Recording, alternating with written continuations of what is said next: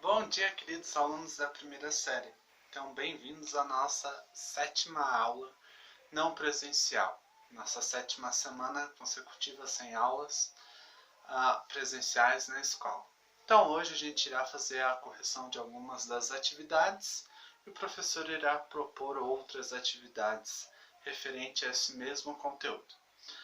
Então, peguem seu caderno, suas anotações, seus bloquinhos e vamos para a aula.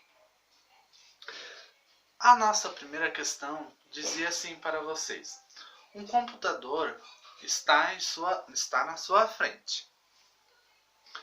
Encontra-se em repouso. Por quê? Porque você está analisando ele, então ele não tem movimentação.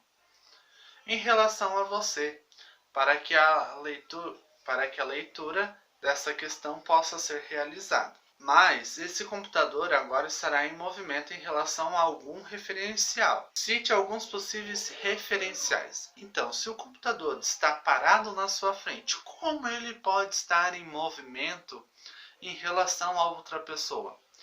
Essa outra pessoa, um exemplo que o professor pode citar para vocês, essa pessoa está dentro de um automóvel passando, a janela está aberta e ele está passando. A pessoa que está sentada dentro do automóvel está vendo o computador se locomover e não ele. Então é um dos exemplos. Outro exemplo, não tão didático, é se uma pessoa, um astronauta, estiver analisando este computador e ele for apresentado e ele vai ver esse computador em movimento, porque a Terra faz esse sentido, faz o movimento de translação e rotação. Já a nossa questão número 2 disse assim: imagine-se caminhando em relação a uma calçada, de mãos dadas com alguém. Os passos estão sincronizados, ou seja, essas pessoas têm uma sincronia entre elas. Conforme uma vai andando, a outra vai seguindo ela do lado.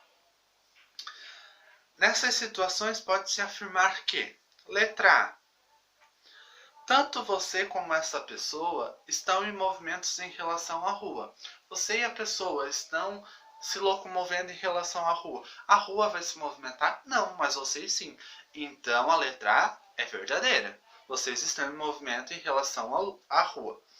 Letra B, você está em repouso em relação a esse alguém. Você e essa pessoa estão andando um do lado do outro. Olha um exemplo aqui do espelho. O professor está andando, o espelho está andando também, ó. Mesmo movimento, ó, mesma trajetória, aqui do ladinho, ó. Então, o que ocorre? Eu vou olhar para essa pessoa, ela vai continuar sempre ao meu lado. Então, essa pessoa vai estar em repouso para mim também, porque ela sempre está do meu lado. Então, ela sempre vai estar parada do meu lado. Então, ela está correta também. Letra C. A pessoa está em repouso em relação a você. Mesma situação. Se eu estou analisando ela está em repouso, essa pessoa me analisando, eu vou estar em repouso para essa pessoa. Então a letra C também é verdadeira. A letra D. Um poste de iluminação da rua está em movimento em relação a vocês dois. Eu e a outra pessoa, o meu coleguinha aqui, ó, essa coisa linda, maravilhosa aqui, ó, estamos andando um do lado do outro e a gente analisa um poste. Pra gente o poste está em movimento e não nós. Então essa alternativa é verdadeira, porque o referencial é nós. Nós estamos analisando o poste a se movimentar. Então a alternativa correta é a letra E. Todas as afirmativas são verdadeiras. Certo? Lembre-se do que o professor disse. O referencial muda tudo. Se tivesse perguntado se o poste tivesse movimento, mas quem estava analisando era o poste, nós estaríamos em movimento e o poste em repouso, certo? Então tudo depende do referencial, de quem está analisando a situação. A número 3 disse assim, ó: se um móvel A estiver em movimento em relação ao móvel B, o móvel A está se locomovendo, o móvel B, para o móvel B, o A está se locomovendo, que por sua vez permanece em repouso em relação ao móvel C. O móvel B está parado em relação ao móvel C. O móvel C está se locomovendo. Então, nós temos o móvel A se locomovendo, o móvel C se locomovendo. E o móvel B paradinho no lugar D. Continuando. Então, qual será o estado cinemático, movimento ou repouso de C em relação a A? Lembram que o referencial é tudo? Eu estou analisando do C para o A. Se eu estou em movimento e o A está em movimento, ó, ele está vindo nessa direção e eu estou indo para essa. Os dois estão em movimento? Sim. Então, a resposta correta seria movimento. Ele estaria em movimento em relação ao móvel A. A número 4 agora. A distância entre duas estações de metrô é de 1.200 metros. Beleza, temos a unidade de medida metros. Sabe-se que a velocidade média do trem é de 54 km por hora. Então, nós temos a seguinte situação. A velocidade média é igual à variação do espaço dividido pela variação do tempo. Ele deu para nós que a velocidade média é de 54 km por hora. Então, velocidade média igual a 54 km por hora. Certo? E ele disse que o nosso espaço, o nosso percurso percorrido, que é a variação da distância, é de 1.200 metros. 1.200 metros. Beleza. Qual o intervalo de tempo? Então, ele quer saber o ΔT. Ó. Quanto tempo eu gasto? Qual o intervalo de tempo que eu gasto para que o trem percorra a distância entre elas? Percebam que o enunciado não pediu a unidade de medida. Eu posso tanto trabalhar como quilômetro, como posso trabalhar com metros. Só que quando eu trabalho com unidades de medidas, elas devem ser iguais. Então, ou eu transformo metros para quilômetros, ou eu transformo a minha velocidade média para metros por segundo, que o professor explicou a aula passada que é mais fácil. Se eu quero transformar quilômetros por hora para metros por segundo, eu divido por 3,6. Se eu quero transformar metros por segundo para quilômetros por hora, eu multiplico por 3,6. Então, é mais fácil transformar quilômetros por hora para metros por segundo.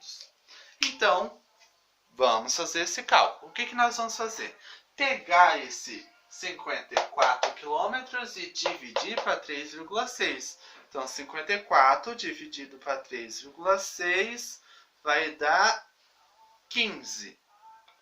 Então, eu tenho agora a minha velocidade média em metros por segundo.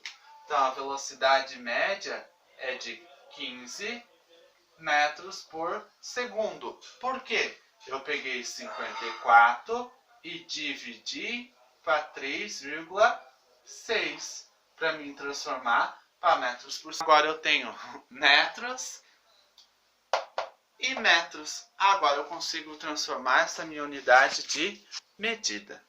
Consigo calcular. Então, ó, para mim calcular, eu vou fazer da seguinte maneira. Substituir. Minha velocidade média, 15. Minha variação de espaço, 1.200. Minha variação do tempo, eu quero descobrir.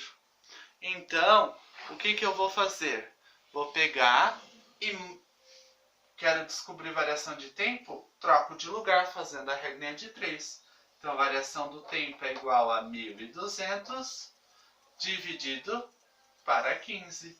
E a variação do tempo é igual a 1.200 dividido para 15, 80 segundos. Por quê? Metros anula metros, sobrou quem? Segundos. Nossa número 5 disse assim: o móvel sai de São Paulo e chega ao Rio de Janeiro, sai de São Paulo às 10 horas e chega ao Rio de Janeiro às 17 horas, sendo percorrido 420 km por hora. Qual a velocidade média deste automóvel? Então, queremos descobrir a velocidade média. Então, a velocidade média nós não temos. Então, a variação do tempo a gente vai calcular, ó, o ΔT é o tempo final menos o tempo inicial. É o total de tempo que eu percorri menos a hora que eu saí. A hora que eu cheguei menos a hora que eu saí. A hora que eu cheguei, 17 horas. Horas que eu saí, 10. Então, 17 menos 10 vai me resultar em 7. 7 horas, minha variação de tempo. Então, tenho a variação de tempo. O meu percurso foi de 420 quilômetros. Então, 420 dividido para 7 igual a 60 quilômetros por hora. Então, agora o professor vai passar algumas novas atividades para que vocês copiem e façam a resolução nos cadernos de vocês. Esqueçam de marcar a atividade como concluída lá no Classroom, certo? Então, até a nossa próxima aula.